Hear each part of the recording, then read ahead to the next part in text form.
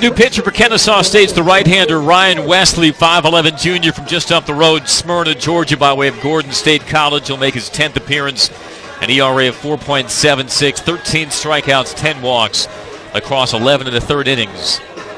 He's probably thinking, well, at least I don't have to face Kyle McCann to lead off. I was going to say, the thing that he is most happy about is that there are 8 batters that he has to face before Kyle McCann comes back up. So if I were him coming into this game, I'd be pretty excited about the fact that it'll be a while.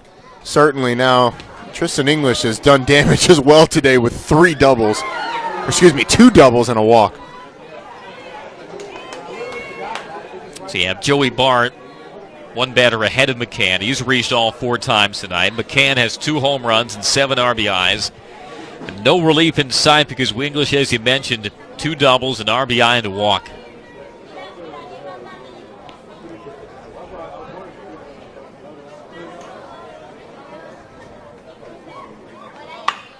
That is a moonshot by English.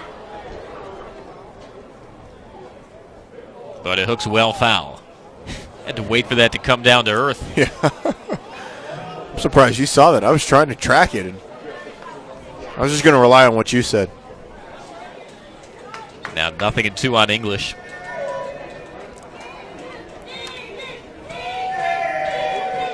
Twelve of Georgia Tech's 13 runs have been scored with 2 outs.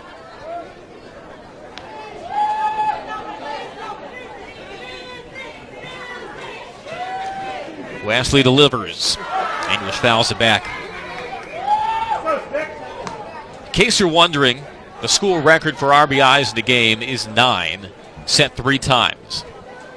We're in the bottom of the 5th, and Kyle McCann, on the strength of a grand slam and a 3-run homer, has 7. Certainly something to monitor. Another 0-2. Rounded to second. Williams the scoop. And the final out of the Georgia Tech 5th. The highlight reel getting pretty long for the University of Georgia, Georgia Tech, Kennesaw State, Georgia State, Mercer, Georgia Southern. All stocked with players from the state of Georgia. Heck, you can even go down to Auburn. Oh, they don't count. They're not in the state, but they do quite a bit of business. Oh, they do. In the Metro Atlanta area. Ball to strike to Bailey to lead off the Yellow Jacket 6th.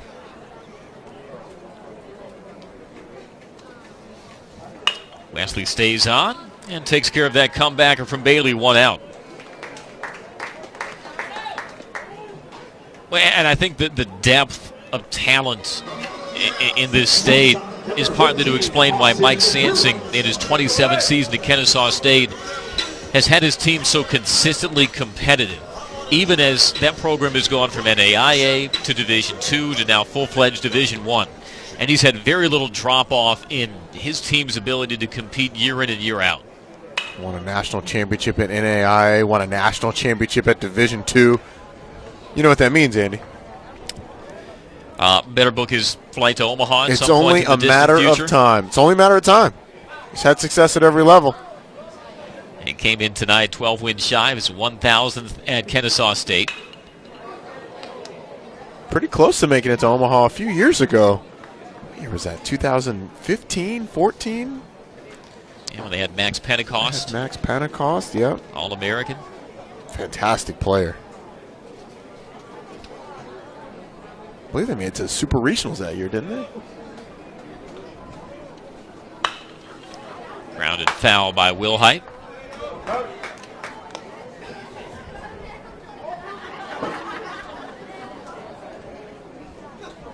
Yeah, it was 2014.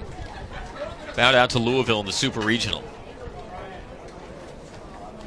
Dream year for the Owls as the 0-2 to Wilhite just misses low and away.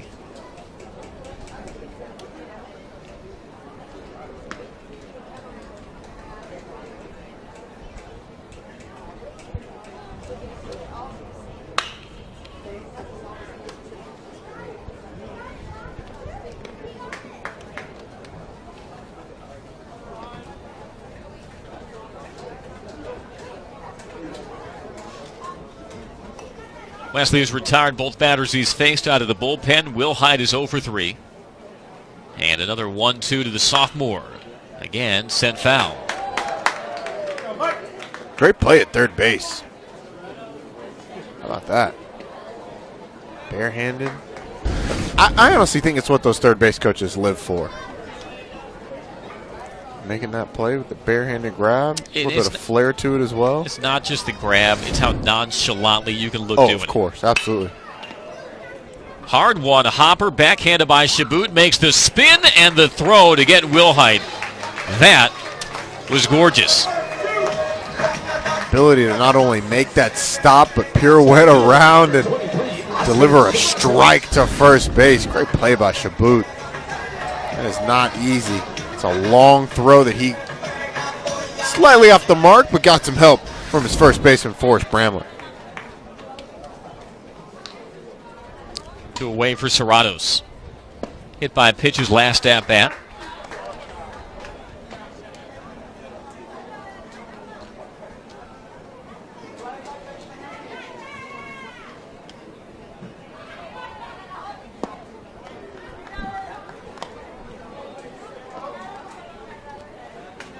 Be interesting to see going forward what Danny Hall decides to do with Oscar Serratos.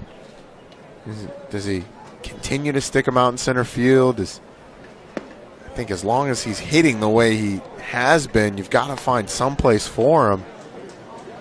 It's a guy that we've seen at first base. There's a possibility in order to get he and Kyle McCann and Tristan English. And with Tristan English pitches, where does he go? It's a lot of interesting moving parts, but Danny Hall's going to have to figure out. But a good problem to have, certainly, when you have a guy as versatile as Serratos. Also enables you to not have to rush back Michael Goldberg. Shaking off the effects of a shoulder injury. Has yet to return to the field. He has appeared in the pinch running role since suffering the injury. As that pitch misses inside, and Serratos reaches for a third time tonight. Pitch hitting for your Yellow Jackets, number 22, Baron Radcliffe. Pinch hitter in Colin Hall's spot in the order. He'll exit 2 for 3. It's the left-hander Baron Radcliffe.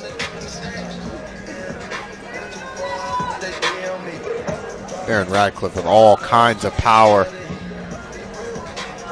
Still looking to find that consistency.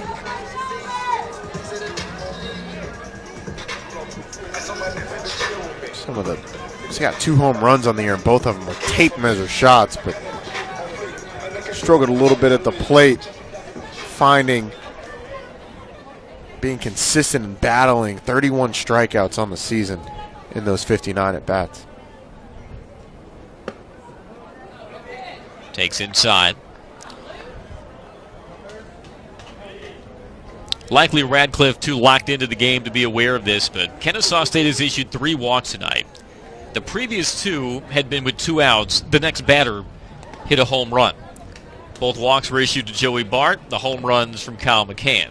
I think he absolutely knows it. He went to Danny Hall and he said, "Coach Hall, this is my time." Had a deep home run in the Miami series as part of that sweep. Low and outside, 2-0.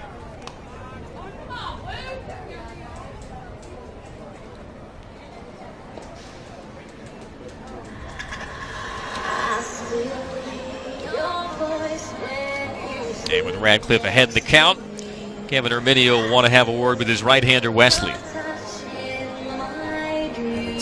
Kennesaw State staff has only allowed 4 walks today and 1 hit batter, but it feels like much more. It just feels like since that second Kyle McCann home run, it's been a struggle to find the zone consistently.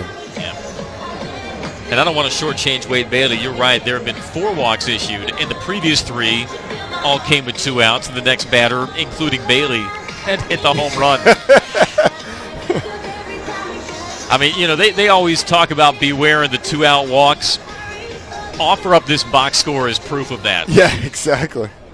13-5, Georgia Tech in the bottom of the 6th. It's be on every Little League's coach's cautionary tale.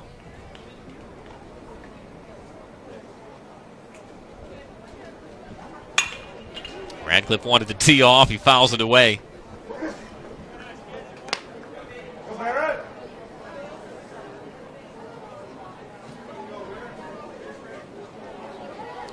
Serrato's at first.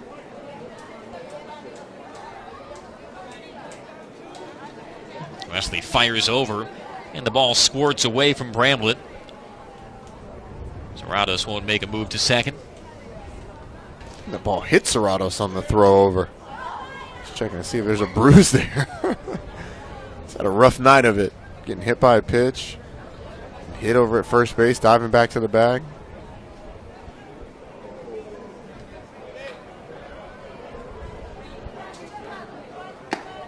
Swing and a miss, 2-2.